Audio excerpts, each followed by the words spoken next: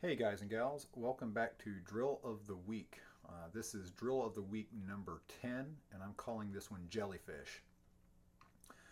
This is a flexibility study. It's kind of a benchmark flexibility study for me. It's a great barometer uh, to tell me exactly how flexible uh, and supple my chops are in the middle register. Um, I kind of made this one up by ear back in the early 90s and did it to the exclusion of all other flexibility studies, and it got to be a little bit self-defeating. So, just a word up front, I don't think you should pursue this flexibility study every day or every other day. Maybe once or twice a week, something similar to it. But this is one that I find tremendously challenging and effective depending on how far you want to pursue it along the tempo spectrum. And we'll go. We'll talk more about that in a second. So, what does this study entail? Well, basically, what I'm starting on is a C tuba, which is what I'm warming up on today. Um, I start in the middle register. I'm starting in an open C partial, and I'm slurring basically 1 5 3 5 5 5 3 5 1 5 3 5 5 3 5 1. Then like 4 beats rest, and then second valve partial, same thing, 4 beats rest. Then first valve partial, then rest, then 1 2. Now you can go down 2 3, 1 3, 2 4, all the way down the valve series if you want. But for time's sake and for the flexibility focus that I'm looking not to go into long valves for this particular study. So as far down as I go is the 1 2 combination.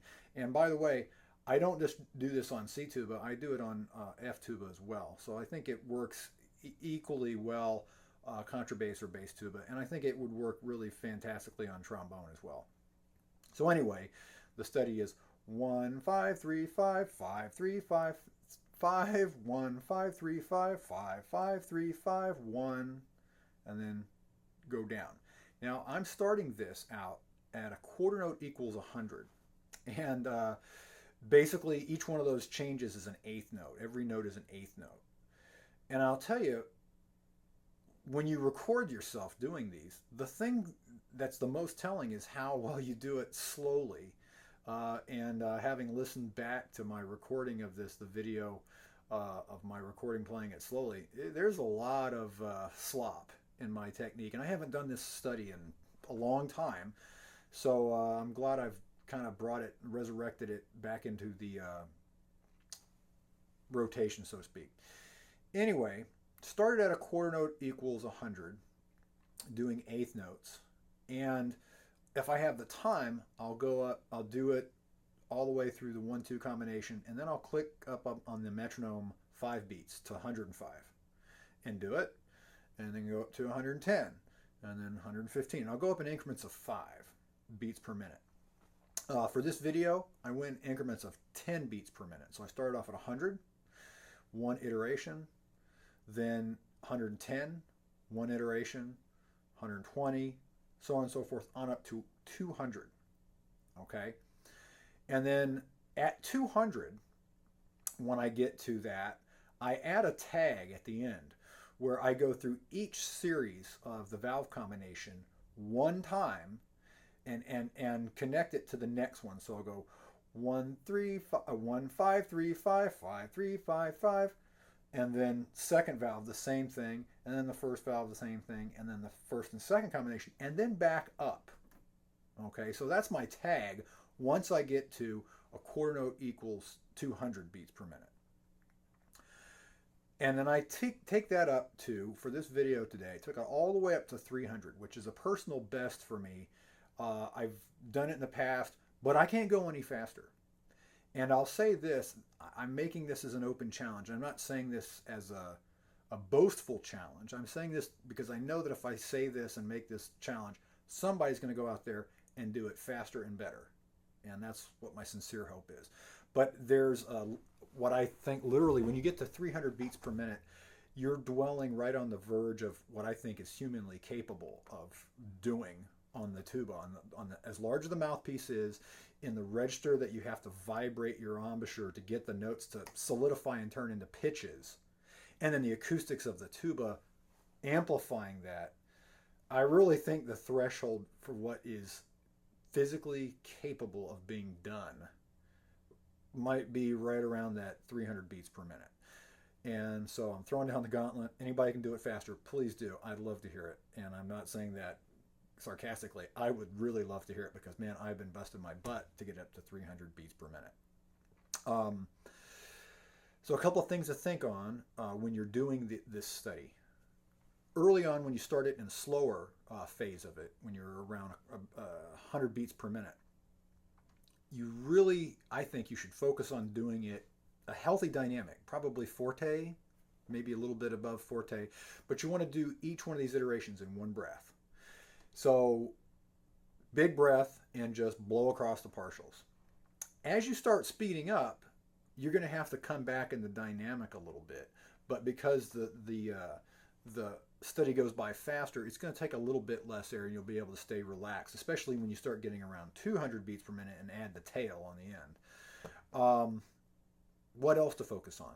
This is a flexibility study because when you get, and I say it's a flexibility study, but man, it forces you to be flexible. Otherwise, you'll never achieve the speed and the rapid tempos of this flexibility.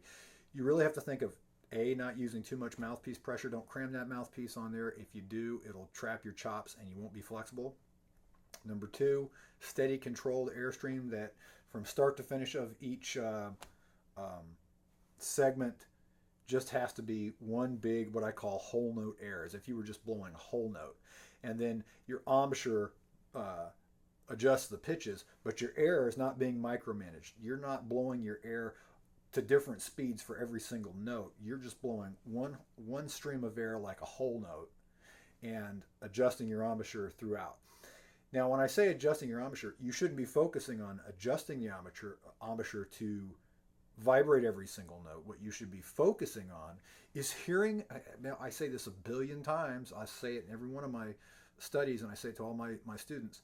Hear the pitches that you're trying to vibrate or buzz with your lips, and they will happen. They will manifest themselves in the airstream that you're supplying and thus travel into the tuba and be amplified.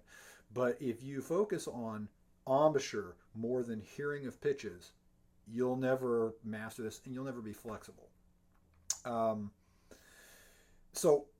it's not just that simple. What else do I listen for? I really listen to two different things because this study is comprised of a kind of a baseline ostinato of standard tuba part 1 5 1 5 1 5 1 1 5 1 5 1 5 1 1 5 1.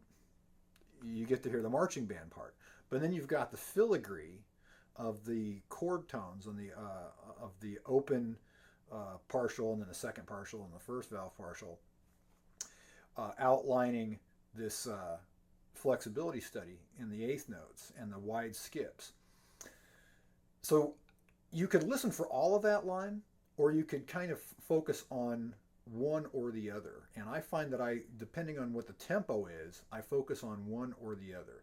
If I'm just thinking of the single line and all the chord tones, that's usually at the slower tempi.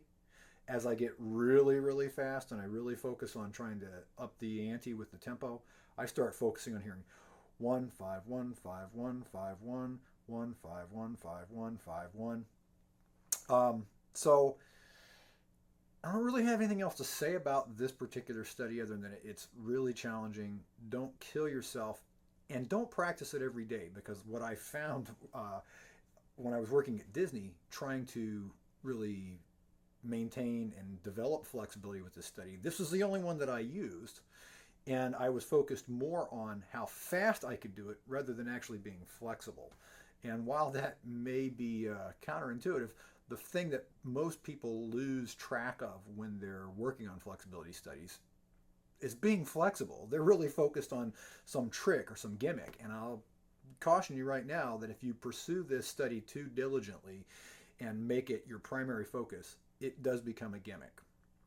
But if you do it, if you master the fundamentals of it and the basics, and then bring it into the rotation enough that you can see some kind of, incremental improvement over a longer period of time, you'll find that it's tremendously effective in developing your flexibility. I think that's it. Hope you like it. Drill of the week number 10, jellyfish.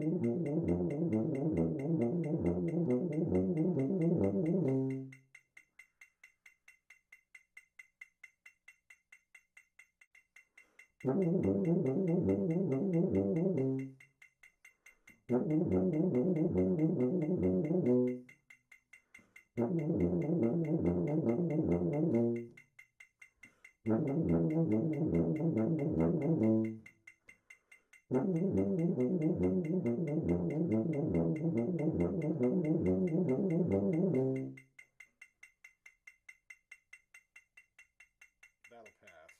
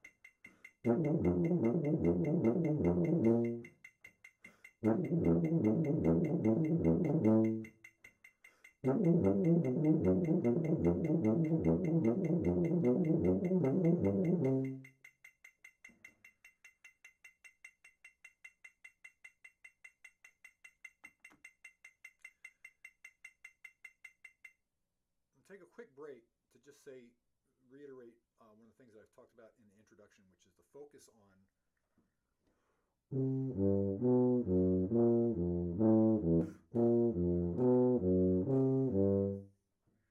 and really just blowing that steady airstream and letting the chops do what they need to do.